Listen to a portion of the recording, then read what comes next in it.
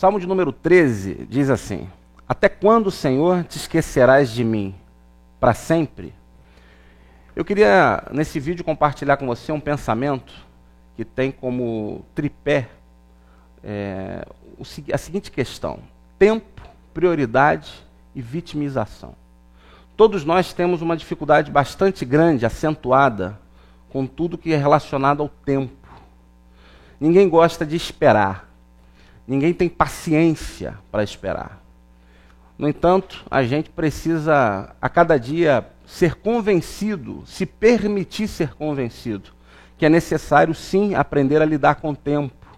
O tempo, ele faz parte, para cada um de nós, de um processo de aprendizagem, de um processo de maturação, de um processo onde nós somos ensinados, dia após dia, que tudo pode e deve ser conduzido de uma outra maneira, de acordo com os ciclos, as etapas que a gente está vivendo.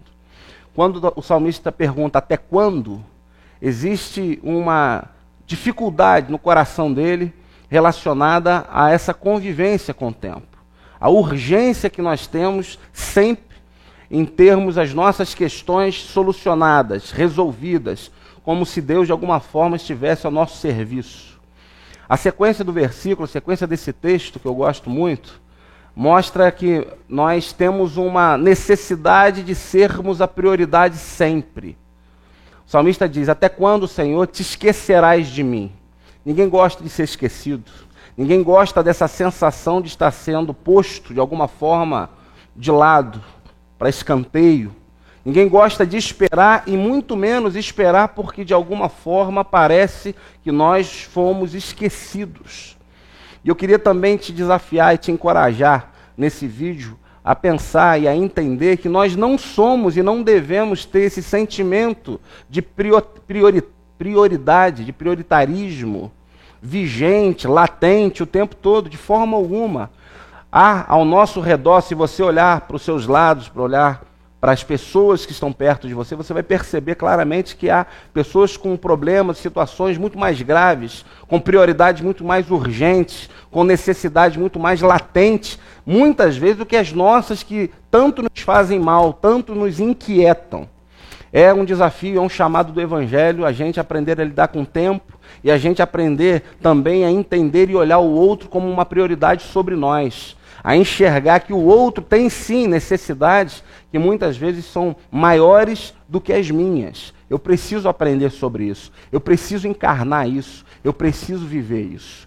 Por último, o texto ainda nos revela um sentimento que havia também no coração do salmista quando ele se coloca como vítima. Ele diz: até quando, Senhor, se esquecerás de mim? Para sempre?